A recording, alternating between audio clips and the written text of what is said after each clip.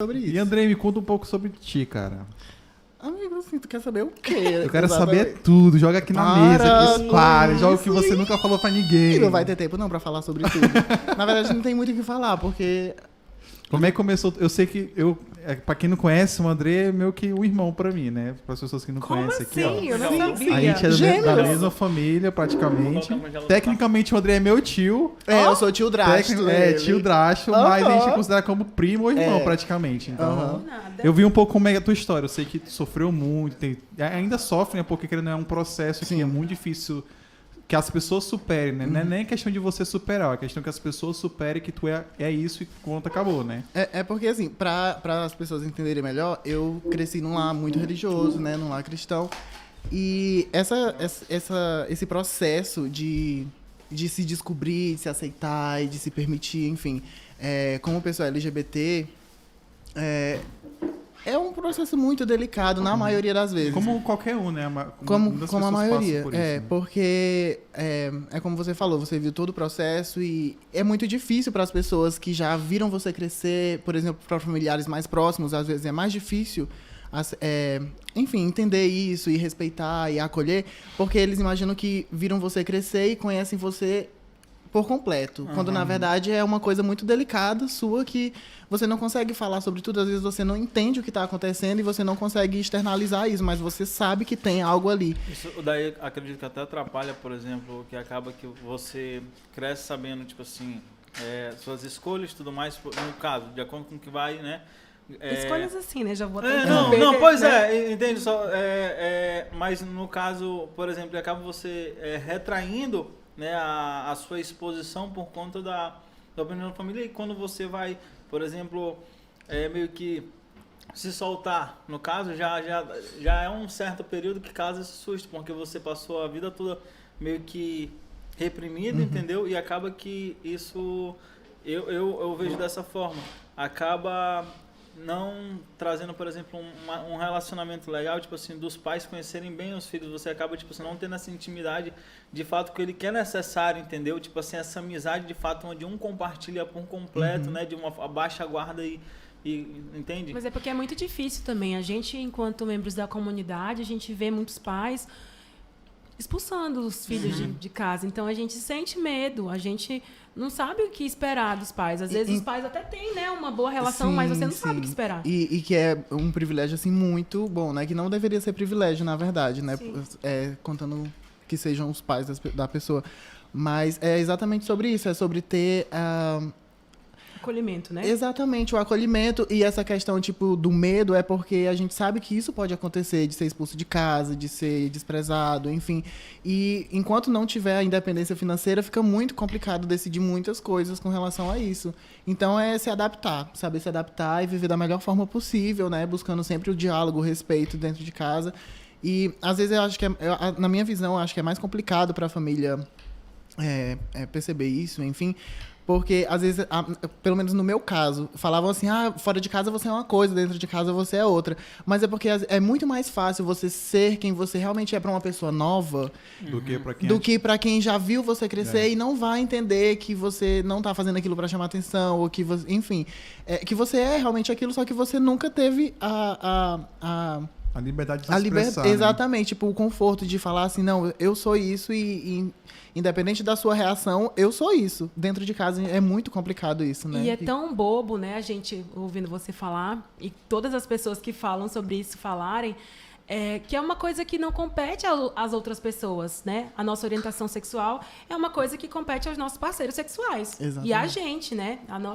As nossas ali, necessidades sexuais. E, na verdade, eu não faço sexo com você, eu não faço sexo com você, né? O que tem a ver vocês me recriminarem, talvez, ou a sociedade recriminar, sendo que, na verdade, eu sou um filho, ou eu sou uma filha, eu sou um tio, eu sou uma pessoa que paga os meus impostos. Então, é muito mais a gente pensar que as pessoas, às vezes, problematizam uma coisa que não precisa ser problematizada, do que efetivamente, né, isso ser um problema. Cara, o meu pensamento, minha posição em cima disso daí é simplesmente, de forma bem sucinta aqui, é assim, Se você me trata bem, entendeu? Eu vou te tratar bem, ponto. Ai, eu não vou te Entende? tratar bem, então. Então, é independente disso, independente Ai, de, não de quero. gênero, Tchau, gente. entendeu? Tudo. É simplesmente esse bate e volta, entende? Então, É sobre respeito, só né, isso. amiga? Reciprocidade com relação a respeito.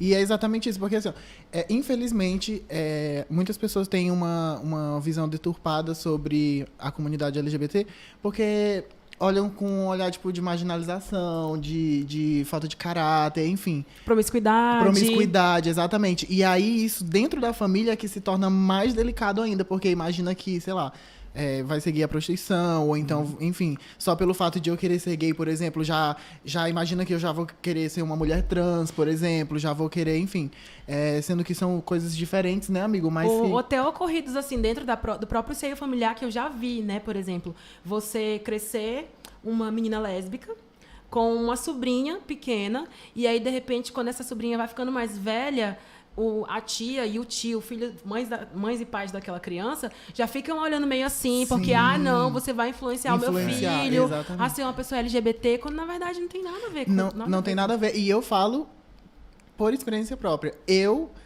não tenho conhecimento de nenhum outro gay na minha família. Eu me vejo que você saiba aquela... Exatamente. Um rancinho, essas coisas. Né? Mas você nunca consegue bater o olho assim e reconhece, não? Não, inclusive eu acho que pra mim, depois de bastante tempo de desconstrução, eu percebi que a gente peca muito nisso. No gaydar, né, amiga? De achar que a gente pode descobrir a sexualidade do outro pelo jeito que ele se comporta, por como ele ele age, quando na verdade, gente, tem coisas que são tão tabu e são tão colocadas na conta de pessoas LGBTs, que eu vou dar um exemplo pra vocês. Agora vamos falar de coisa picante, tá, gente? Não sei nem se o horário permite, mas... Ai, que delícia! Um cara que se relaciona com uma mulher. E ele quer que a mulher coma ele. Ele é gay? Ele é gay? Me respondam.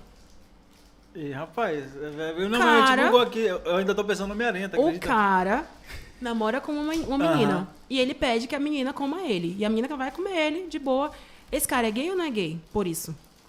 Acredito que não. E você acha que não? Exatamente, mas tem muita gente que acha que porque o cara assume uma posição de passividade ali na hora do sexo, ele é homossexual. Quando, na verdade, essa é uma variação Gente, de como sentir prazer. Prazer é uma coisa tão vasta, né? Tem tanta coisa que é tão vasta, mas tudo é sempre colocado na conta da comunidade Sim. LGBT de alguma forma. Então, tem, assim, esse é um exemplo dentro de vários outros exemplos que a gente pode citar, que infelizmente as pessoas colocam na nossa conta e criam estigmas, que são esses estigmas de que a gente é promíscuo, de que a gente vai sair por aí fazendo coisas que a gente nem quer fazer muitas vezes, mas colocam na nossa conta por conta de tudo isso, né? Que é perpetuado na sociedade. Exatamente. E isso sobre as pessoas terem esse olhar promíscuo sobre a comunidade é que faz com que, às vezes, os pais evitem que, por exemplo, se tiver algum familiar que já seja assumido, que já, enfim, que já tenha essa vivência, impede que o filho, por exemplo, tenha uma proximidade para que não tenha uma influência. E aí, como eu falei, eu sou a prova porque viva. a pessoa acha que ela nasce menino e se transforma por influência, né? Sim, e é exatamente isso que eu já tava falando. Tipo, eu, por experiência própria, eu não tenho nenhum gay na minha família. Tipo, que eu tenha olhado um primo, um tio, enfim, que eu olho e falo, caramba, eu quero ser igual ele. Eu acho que eu sou muito parecido. Eu não tive ninguém. E eu fui o único, sei lá, da minha família que é um gayzinho afeminado. E eu não tenho nenhum outro na minha família. Como você falou, pode ter. Mas, assim, né? Que tu saiba não, né? Que eu Por saiba enquanto, não, né? que eu saiba não. E às vezes tem esse estigma também, principalmente por conta de ser afeminado, né, amiga? Com Tipo, certeza. sobre... Enfim, pode ser Quanto mais longe a gente vai saindo de um do padrão, né? Quando você não é branco, hétero, cisgênero, né? E essas Olho nomenclaturas. Tudo isso. Quando a gente vai saindo desse padrão, mais a gente vai saindo desse padrão, mais a gente é hostilizado por isso, entendeu? E aí a gente tem N questões que a gente vê na sociedade por que as pessoas são hostilizadas e a pessoa LGBT é só mais uma vítima de tudo isso. É legal escutar isso porque, tipo assim, eu não sou gay, mas eu não posso afirmar como é que vocês passaram, você é gay porque você é assim, assim, assim, né? Só é gay quem realmente sabe por tudo que passou, né? Tem um sentimento, eu não consigo descrever aqui o sentimento do que ser gay porque eu não sou, né? Sim. Eu não vivencio isso. O pouco que eu me baseio é pelo que eu vejo. Tipo, o André é uma das pessoas assim, que eu mais tenho mais acesso assim, familiar, diário. E eu vi todo esse processo que ele passou. O André chegou até a ser da igreja, né, André? O André era da igreja.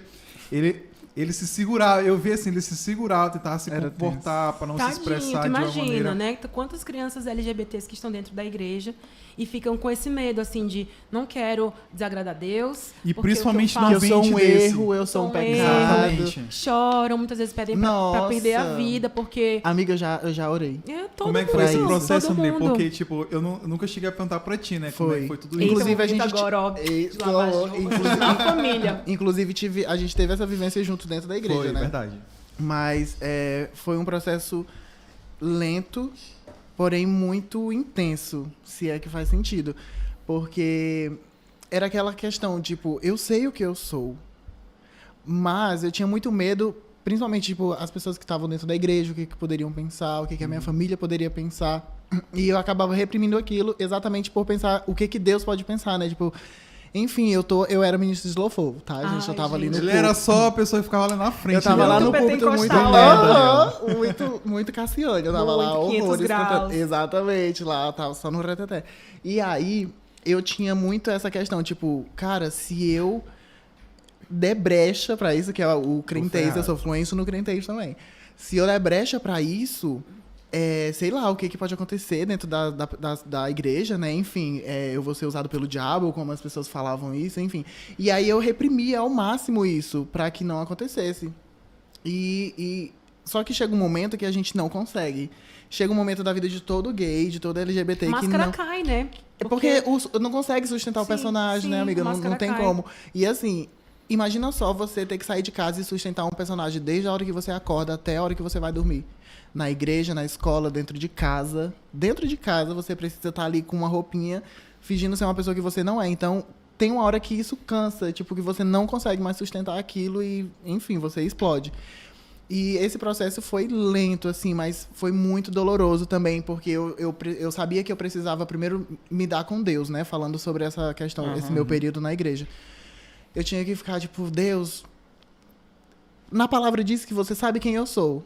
Então, se você sabe quem eu sou gay. Eu sou o Andrei gay, que é ministro de louvor. E se as pessoas dizem que quando eu canto te sentem, ou então sentem a paz, sentem o Espírito Santo, então, por que tem alguma coisa de errado, né? Que as pessoas dentro da igreja falam que tem alguma coisa de errado. E aí eu começava a questionar isso com Deus.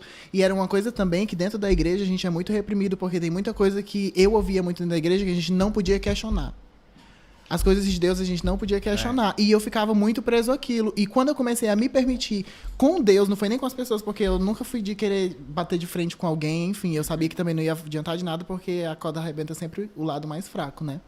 E aí, sobre isso, eu falava com Deus, sabe? Eu falava, Deus, por que é assim, né? Tipo, por que as pessoas falam isso se a tua palavra diz isso, que o amor, enfim, tal, e que existem vários pecados, por que as pessoas pesam mais nesse pecado de se você for homem e deitar contra o homem, você vai pro inferno? Por que as pessoas só pesam nisso? O que vale é o meu coração e tal. E eu conversava muito com Deus sobre isso. E aí, a partir disso, a minha oração ficava, tipo, Deus, sou eu, Andrei, gay. E aí continuava orando, só que ainda sustentando aquele personagem. Até o momento que eu percebia que o amor de Deus, tipo, era alcançável, sabe? Pra todos. E eu cheguei num momento e eu falei, não, eu preciso falar sobre isso com alguém. Porque chega um momento que a gente precisa, né? A amiga fala, a gente não consegue, a gente tem que falar com alguém. E aí eu decidi falar com o pastor da minha igreja. Acho que eu nunca falei isso. E... Enfim. Enfim. Não depois a gente vai conversar. Roda, não põe. Enfim. E aí eu conversei com ele. Não foi sei. exatamente como eu esperava, mas enfim. Foi ali que eu percebi que a questão da religião ser muito forte, sabe? E que ser... tu, independente do que tu faça, da melhor pessoa que tu seja... Exatamente, porque eu falava assim, aceito, Deus, né? eu tô dentro da igreja, eu sinto a tua graça, eu sinto o teu amor, eu te sinto perto de mim, eu sei que o Senhor não tá distante, mesmo eu sendo gay, mesmo o Senhor sabendo que eu sou gay, ouvindo da minha boca. E eu tenho certeza que o teu amor é alcançável para outros gays, para a comunidade LGBT, enfim, que é muito... massacrada por conta da igreja. E aí eu até cheguei a levar uns amiguinhos, sabe, pra igreja, enfim, pra tentar evangelizar. E percebia que, infelizmente, não tem... É difícil, né? É difícil. É difícil, na verdade, porque a gente vê muito mais pessoas que usam da forma que querem usar, muitas vezes, a palavra, né? e para nos hostilizar. Exatamente. E aí acabam colocando o pecado da homossexualidade aos olhos dele, que é né, aos olhos das pessoas. A pessoa já dentro tem da igreja. um preconceito e ela utiliza também da palavra para tentar Sim, e afirmar na verdade aquilo, para né? colocar um escalonamento do que é mais pecado ou menos Exatamente. pecado. Quando na verdade pecado é É pecado, e pecado, pronto, não existe pecadinho né? ou pecadão. Exatamente. Pecado é pecado. É Então, verdade. tem tudo isso. E aí as pessoas elas ficam nessa de que, não, seu pecado é maior do que o meu. Porque você é gay. Porque você sabe. E tu fez coisa pior, tu é pior do que eu, entendeu? Aí pronto. Sim. E aí já cria também É um verdade. outro problema, que é você julgar o outro, quando na verdade você não é. Quem é você na fila do pão, meu anjo, pra julgar Sim. qualquer pessoa? E eu vejo assim que é muito sobre a questão do pecado que você consegue deixar ali recluso. Sim. Ser gay Sim. é um pecado dentro da igreja que você pode até conseguir sustentar um personagem ali se você for muito bom e muito forte. Mas não tem como esconder, tipo, eu sou gay. E aí as pessoas vão sempre olhar e falar assim, caramba, é um pecador explícito. Todo mundo vê a forma que ele se veste, a forma que ele fala, os trejeitos dentro da igreja. Isso é como se fosse... como que ele... escandalizado, né? Sim. Um pecado escandalizado. Quando, na verdade, enfim, um ministro que cometeu adultério fala assim, não, só fica entre a gente. Mas, ó, A igreja não como precisa ninguém sabe, saber. não é pecado. Não, ninguém precisa saber, você só fica ali de disciplina e tal. E, enfim, finge um casamento É perfeito. Super Nani, no cantinho da disciplina. É tipo isso.